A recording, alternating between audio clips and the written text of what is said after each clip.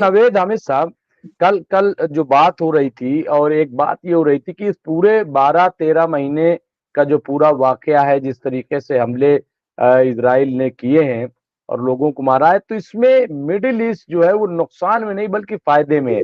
पहली बार ऐसा हुआ कि नए सिरे से चीजों को सोचा जाने लगा, नए वर्ल्ड ऑर्डर की बात शुरू हो गई और फिर जो इजराइल जिस तरह से अपने शिकंजे में, या अमेरिका चाहे वो सऊदी अरब हो, यूएई हो, ये तमाम जो मिस्र हो, सबको, तो वो भी कहीं ना कहीं अपने आप को अब अलग थलग करने का या उस शिकंजे से निकलने की कोशिश कर रहे हैं, ये भी एक चीज देखने को मिल रही है। और उसके पीछे चाइना और रूस है। नहीं, देखिए, जियोपॉलिटिक्स में हर तरह के पहलू को देखा जाता है और उस पर गुफ्तगू होती है। वो एक पहलू वो भी है जिसका आप जिक्र कर रहे हैं। लेकिन आपको याद होगा कि जब ये शुरू हुआ था, और मैं शायद आपके यहाँ शायद 28-30 दिन तक मैंने प्रोग्राम में 7 अक्टूबर के बाद आपके प्रोग्राम में शिरकत की थी, तो हमेशा मेरा ये मानना रहता था कि इस्राइल रुकने वाला नहीं है। इस्राइल जो है वो जंगबंदी इतनी जल्दी नहीं करेगा। आपको याद होगा, अपने प्रोग्राम उठा के देख लीजिए आप। तो उस वक़्त मेरा अंदाज़ा था कि शायद ये अपना 10% वो 10 गुना ज़्यादा नुकसान करने के बाद शायद संभल जाए। लेकिन 10 गुना क्या, अब तो वो जी, जी। तो आपने ये बात कही अब थी। तो हाँ, तो अब तो वो कई 100 गुना नुकसान कर चुका है। तो मैंने कहा था 1:10 का रेशियो रहेगा कि एक अगर 1100-1200 इसराइली मारे गए तो 12,000 कम से कम मारने की सोचेगा वो। तो लेकिन ये कि अब वो भी सरपास कर गया है। मसला ये है कि ये अगर इलेक्शन नहीं हो रहा होता यूएस के अंदर, तो शायद कुछ अमेरिका कुछ थोड़ा-सा दबाव डालता। लेकिन वो जो वहाँ पर ज़ियोनिस्ट लॉबी है वोटर्स के अंदर अमेरिका में, बहुत स्ट्रॉन्ग है वो, बहुत स्ट्रॉन्ग है और उनके वोट सबको चाहिए और बड़ी तादाद में जिस तरफ वो झुक जाते हैं, वही कैंडिडेट जीत जाता है। और ये बहुत टाइट वहाँ पर इस वक़्त इलेक्शन है, बहुत टाइट इलेक्शन है। ऐसा नहीं है कि ये मतलब 50 55-45 का हो, तो ये तो लगता है कि भई 49-51 का भी नहीं है, बहुत बहुत करीब होगा ये, बहुत आधा % का आसपास का इलेक्शन है ये।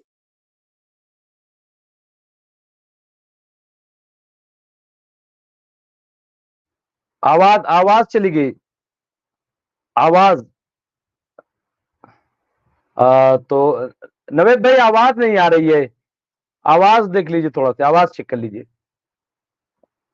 जी जी, तो जिस तरह था वैसे ही है। आ गई आप जी जी। हाँ, तो आपके यहाँ से शायद हुआ होगा कुछ वो। नहीं, मेरे यहाँ कुछ हाँ, नहीं। तो वही जी जी। मैं ये अर्ज कर रहा था कि अमेरिका में जो ये जो जियोनिस्ट वोट है, जी जी जी। यहूदी नहीं कहूंगा मैं, जियोनिस्ट वोट है, वो बहुत काउंट करता है। और अगर इलेक्शन नहीं हो रहा होता तो शायद कुछ दबाव पड़ता।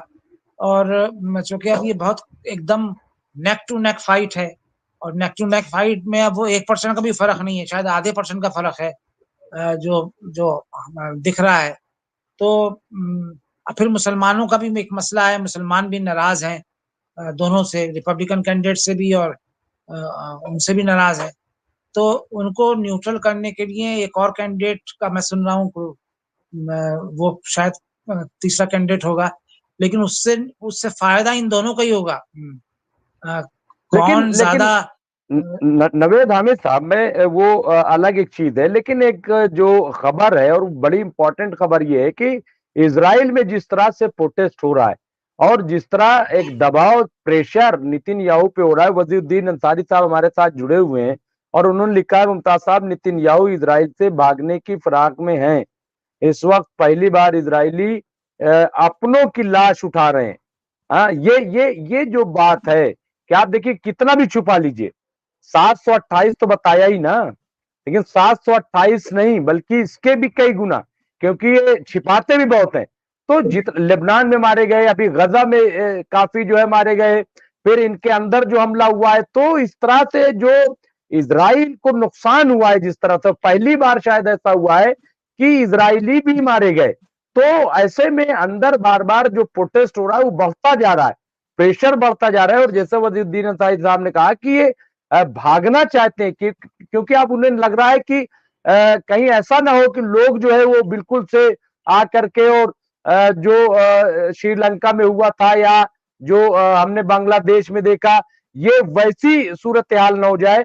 तो ऐसे में अवाम का प्रेशर, हम उस पर बात ही नहीं कर पाते। देखिए ये प्रेशर जो है ये बहुत हुआ पिछले दिनों, लेकिन ये भी हकीकत है कि नेतन्याहू ने एक पैगाम दिया है, मैसेज दिया है वहां की अवाम को कि वो ग्रेटर इसराइल के ताल्लुक से वो सिंसियर हैं। उनके कई वज़रा जो हैं इस बात ताल्लुक से कह चुके हैं। ये बहुत बड़ी बात है कि किसी भी हुकूमत के वजीर जो हैं वो ये कहें कि हम ग्रेटर इसराइल के लिए काम कर रहे हैं। और एक एक राय ये भी है कि वो आइंदा के इलेक्शन का ये जो लड़ाई है, ये इलेक्शन कैंपेन बेसिकली है। जितनी देर ये लड़ाई होगी, जितना उनके बारे में ये बात मुसल्लम पैगाम जाएगा कि अरबों को मारने में, अरबों को जवाब देने में और ईरान को जवाब देने में ये कामयाब हुए हैं, उतना ही नेतन्याहू की पोजीशन मजबूत होगी। तो ठीक है, 800 लोग तकरीबन उन्होंने कहे हैं, हो सकता है इससे डबल हो। तो लेकिन ये कि अगर इससे ज्यादा होते तो वहां इतना एक ऐसा निजाम है जिसके लोग भी गए हैं, वो सब डॉक्यूमेंट कर लेते सारे के सारे कि भाई हमारे यहाँ का गया है, हमारे यहाँ का गया है। उनके यहाँ बहुत बहुत ये इस मामले में तो नहीं, ये लेकिन इसराइल खबर जो आ है नहीं पा रही। बहुत नहीं, खबर नहीं आ पा रही है। और देखिए गाजा में भी आए दिन जो है, आज भी बहुत हमला हुआ है, हमास ने हमला किया है और 4 मरकावा टैंक और 1 बुलडोजर वहां जो था उसको तबाह कर दिया है। तो भाई उसमें लोग भी तो होंगे, खाली वो ऐसा तो नहीं कि सिर्फ बुलडोजर। लेबनान में भी बड़ा लेबनान में भी लेबनान मारे में जा भी रहे उनको हैं वहां पे। पछताई मिली है। तो वही कह लेबनान रहे में हैं। पछताई तो मिली लेकिन है। उसकी सही तादाद लेकिन अभी अमित साहब आ नहीं पा रही है, ये छिपा रहे हैं। और हाँ अभी आप देखिए कि नहीं, अमेरिका में क्या हुआ जी। हाँ नहीं, हो सकता है जी कि वो बात आप जो कह रहे हैं वो बात ठीक हो, लेकिन ये कि जो जिन विक्टिम फैमिलीज हैं वो तो कम से कम आवाज उठाएंगी ना कि हमारा वो लिस्ट उन्होंने जारी की है जो जो नहीं, जो जो उठा जो रही जो हैं। जो जो देखिए मारे देखिए गए हैं। देख, देखिए देखिए उठा रही हैं, लेकिन सेंसरशिप इतनी है, इतनी ज्यादा।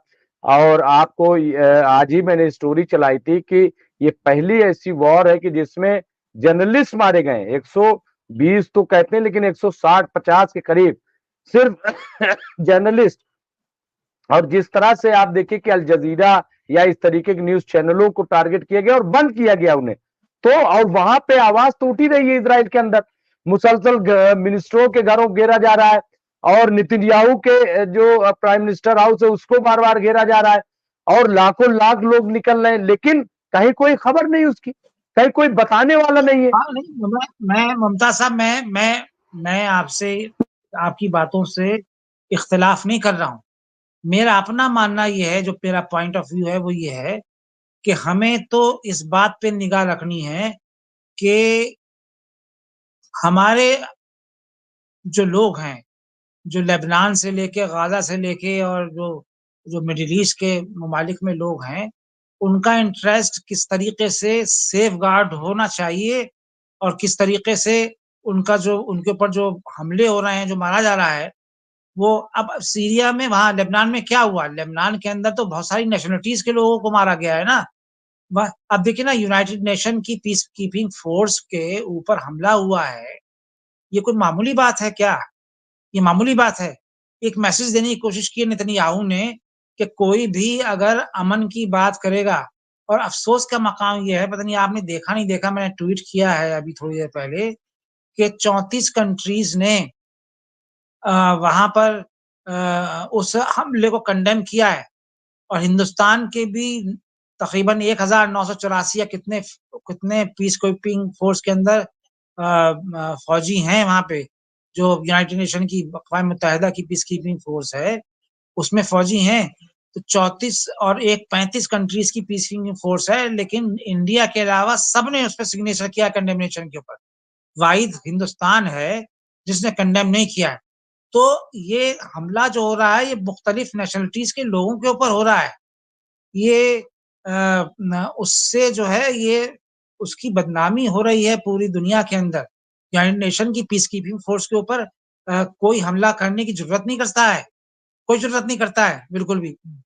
तो और फिर एक ऐसा मुल्क जो जिसको वेस्टर्न कंट्रीज़ की हिमायत है, वो यूनाइटेड नेशन की पीस कीपिंग फोर्स पे हमला कर रहा है।